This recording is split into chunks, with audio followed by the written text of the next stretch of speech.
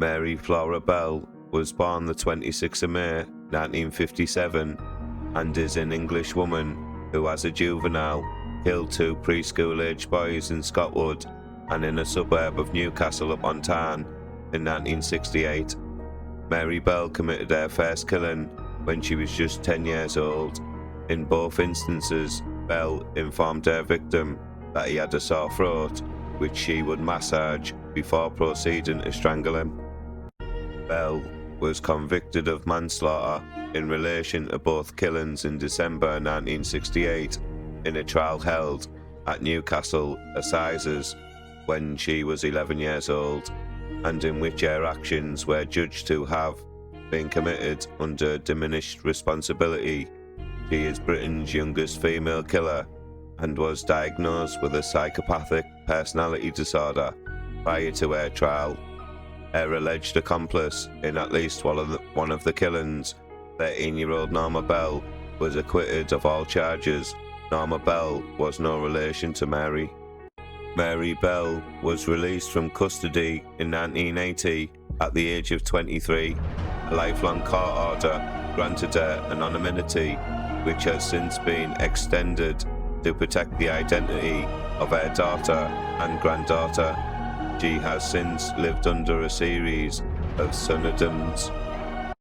In Mary Bell's earlier life, Mary's mother Elizabeth Betty Bell, née McCricket, was a well-known local prostitute who was often absent from the family home, frequently travelling to Glasgow to work and simply leaving her children in the care of their father if he was present. Mary was her second child, born when Betty was 17 years old.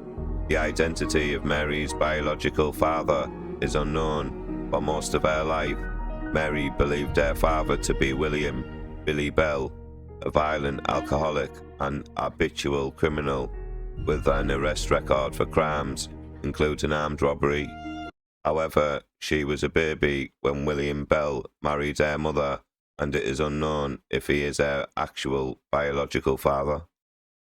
Mary was an unwanted and neglected child, according to her aunt, Isa McCricket. Within minutes of Mary's birth, her mother had resented hospital staff attempting to place her daughter in her arms, shouting, "Take that thing away from me." As a baby, toddler, and young child, Mary frequently suffered injuries in household accidents while alone with her mother, which led her family to believe that either her mother was deliberately neglecting or intentionally attempting to harm or kill her daughter. On one occasion in about 1960, Betty dropped her daughter from the first floor window. On another occasion, she piled her daughter with sleeping pills. She is also known to have once sold Mary to a mentally unstable woman who was unable to have children of her own, resulting in her older sister, Catherine, having to travel alone across Newcastle to reclaim Mary from this individual and return the child to her mother's home on White House Road. Despite her negligence and abuse of her child, Betty refused repeated offers from her family to take custody of Mary, whom she, as a dominatrix, is alleged to have begun allowing and/or encouraging several of her clients to sexually abuse in sadomasochistic sessions. By the mid-1960s, Mary's mother actively participated in several of these sessions.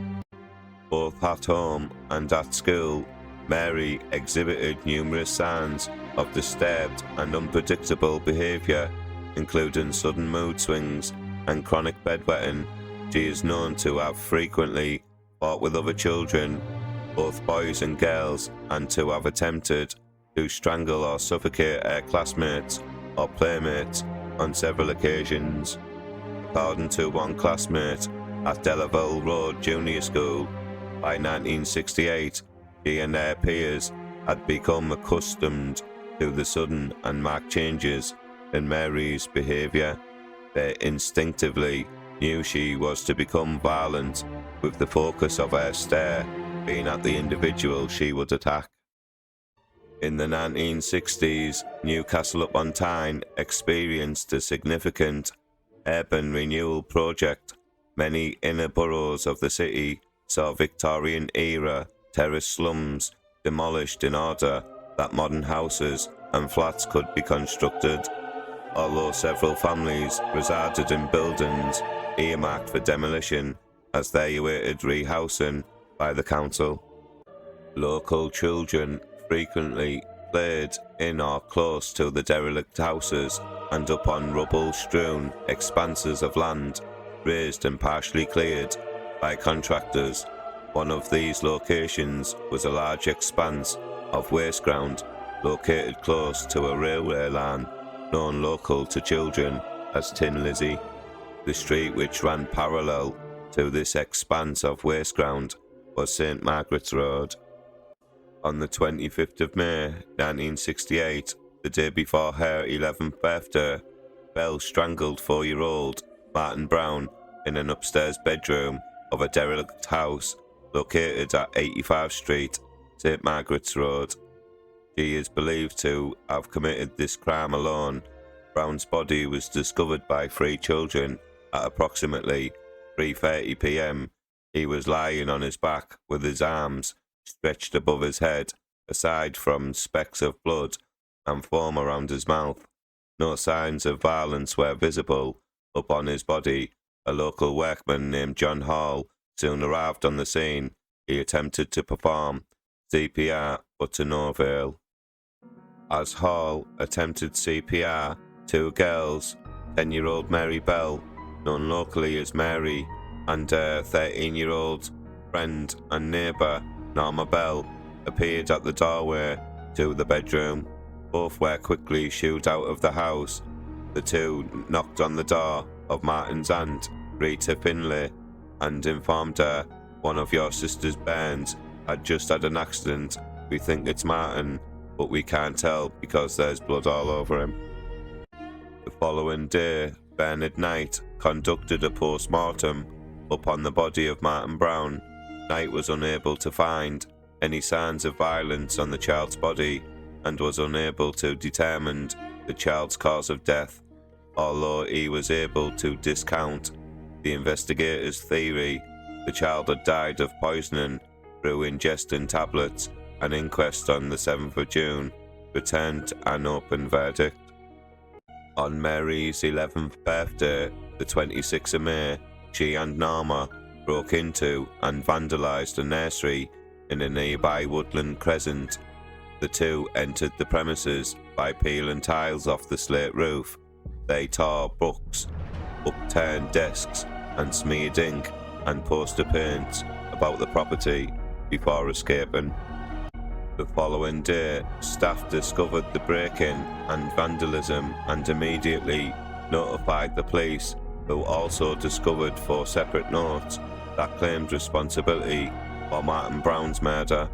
One of these notes stated, "I murder so that I can come back." Another read, "We did murder Martin Brown. Fuck off, you bastard."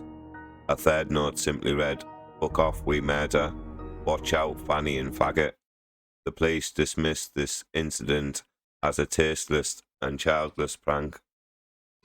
2 days later, on the 29th of May, shortly before the funeral of Martin Brown, in a game of chicken, both girls called up on the house of his mother, June, asking to see her son. When June Brown replied that they could not see her son because he was deceased, Mary replied, "Oh, I know. He's dead. I want to see him in his coffin." On the afternoon of 31st of July 1968, a 3-year-old named Brian Howe was last seen by his parents in the street outside his house playing with one of his siblings, the family dog, and Mary Bell and Norma Bell. When he did not return home later that afternoon, concerned relatives and neighbours searched the streets without success. At 11:10 p.m, a search party discovered Brian's body between 2 large concrete blocks upon the Tin Lizzie. The first policeman to arrive at the scene observed that a deliberate but feeble attempt had been made to conceal the body, which was covered in clumps of grass and weeds. Cyanosis was evident up on the child's lips, but several bruises and scratches were evident up on his neck. A pair of broken scissors lay close to his feet. The coroner would conclude that Brian had died of strangulation and that he had been deceased for up to 7.5 hours before the discovery of his body. The killer had evidently squeezed Brian's nostrils closed with one hand as he or she had gripped his throat with the other. Numerous puncture wounds had been inflicted to the child's legs before death. Sections of the hair had been cut from his head, his genitals had been partially mutilated, and a crude attempt had been made to carve initial M into his stomach. That relatively small amount of force used to murder the child led the coroner to conclude the killer was another child. Numerous grey and maroon fibres were discovered up on Brian's clothing and shoes. These fibres did not source from any clothing within the household and had been transferred to the child by his killers. The discovery of Brian Howe's body sparked a large-scale manhunt. Over 100 detectives from across Northumberland were assigned to the investigation, and more than 1,200 children had been questioned with regard to the whereabouts by the 2nd of August.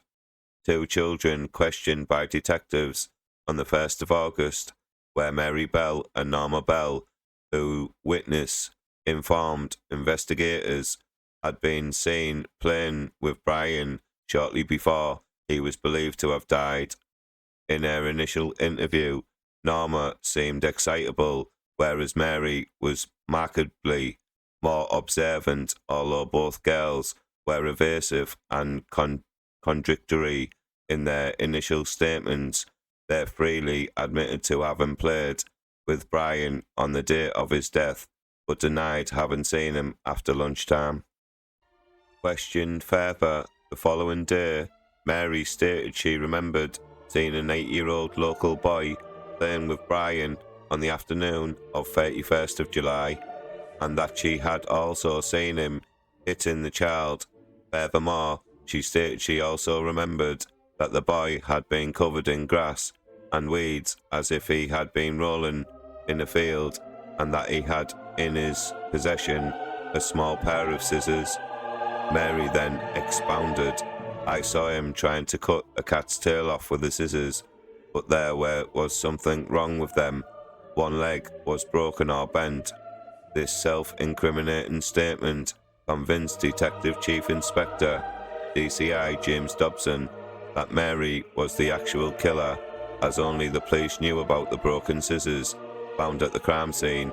In addition, the local boy she named was quickly questioned and was discovered to have been at Newcastle International Airport on the afternoon of 31st of July, with numerous witnesses able to corroborate his parents' claim. On the afternoon of the 4th of August, the parents of Norma Bell contacted police, stating their daughter wished to confess what she knew of the death of Brian Howe. DCI Dobson arrived at their home, formally cautioned Norma, then asked what she knew. Norma then informed Dobson Mary had taken her to a spot on the Tin Lizzie, at which point she had been shown Brian's body. Mary had then demonstrated to her how she had strangled the child. According to Norma, Mary had confessed to her she had enjoyed strangling the child, before describing how she had inflicted the scour marks to his stomach with a razor blade, which had been hidden at the crime scene, and the broken scissors. Norman then led police to the crime scene and revealed the location where the razor blade was hidden.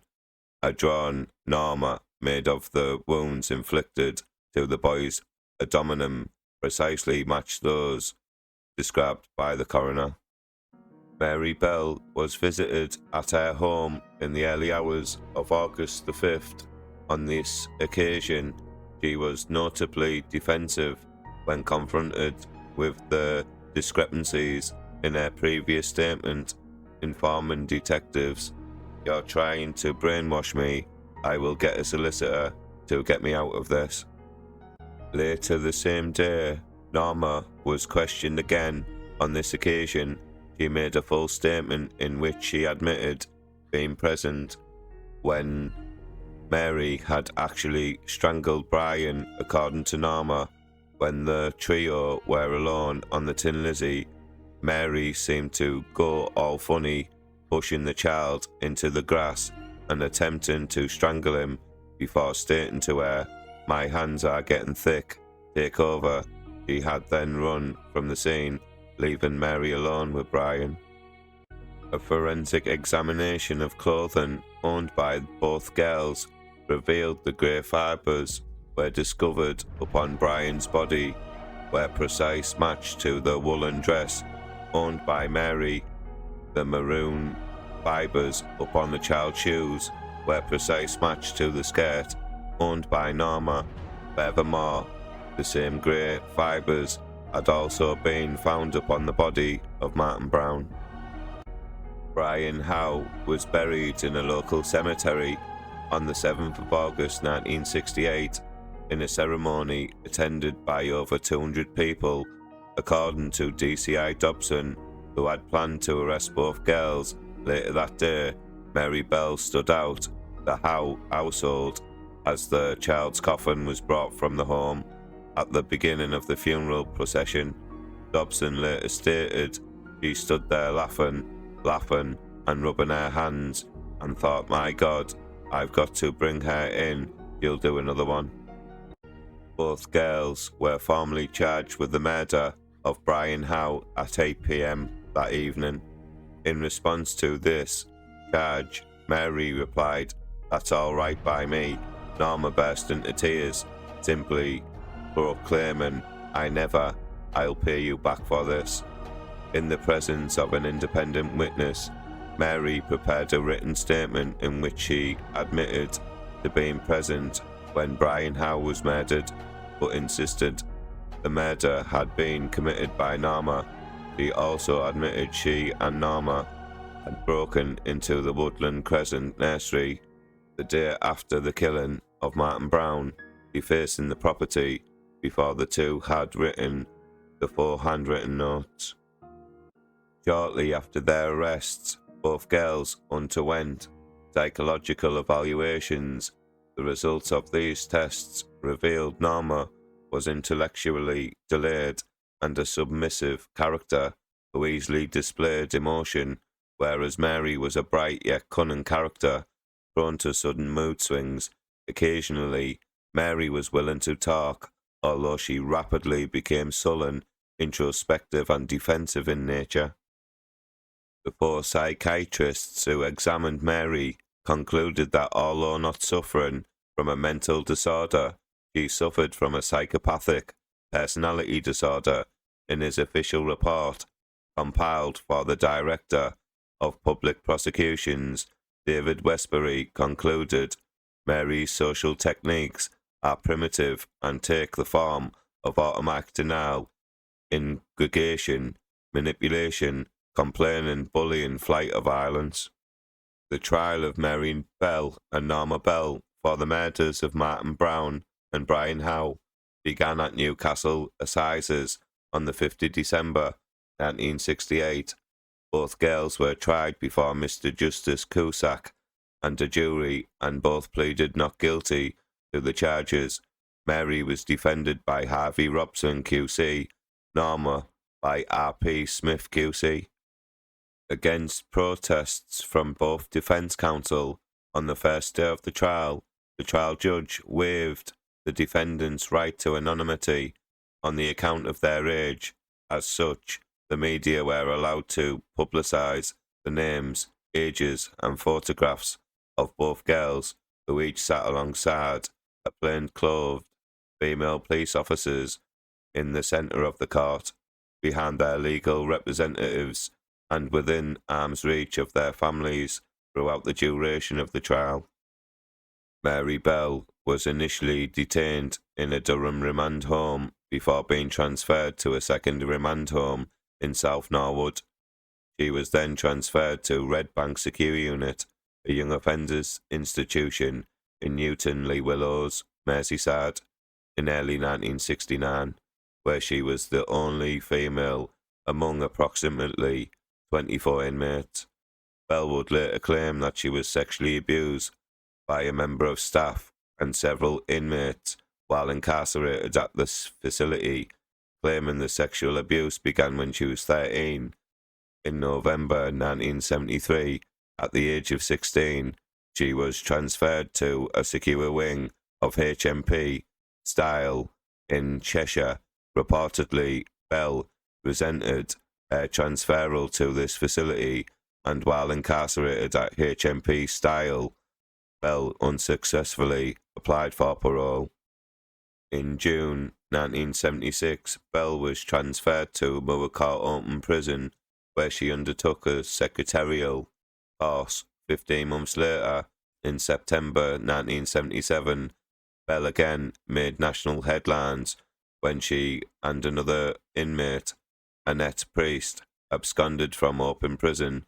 Both absconders spent several days in the company of two young men in Blackpool, visiting the amusements and sleeping in various local hotels, where Bell used the alias Mary Robinson before the two parted company.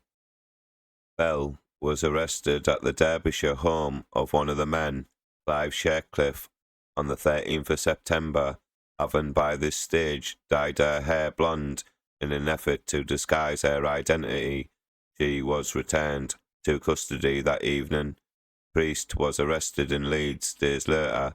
Bell's penalty for absconding was a loss of prison privileges for 28 days. In June 1979, the Home Office announced their decision to transfer Mary Bell to HMP Ashcombe Grange, an open category prison in the village of Ashcombe, Richards, in effort to prepare her for her eventual release into society, which was planned for the following year. Beginning in November 1979, Bell worked first as a secretary, then as a waitress at a cafe in York Minster, under supervision guidelines in efforts to prepare her for eventual release. Bell was released from HM Prison Ashcombe Grange in May 1980 at the age of 23, having served almost 11.5 years in custody.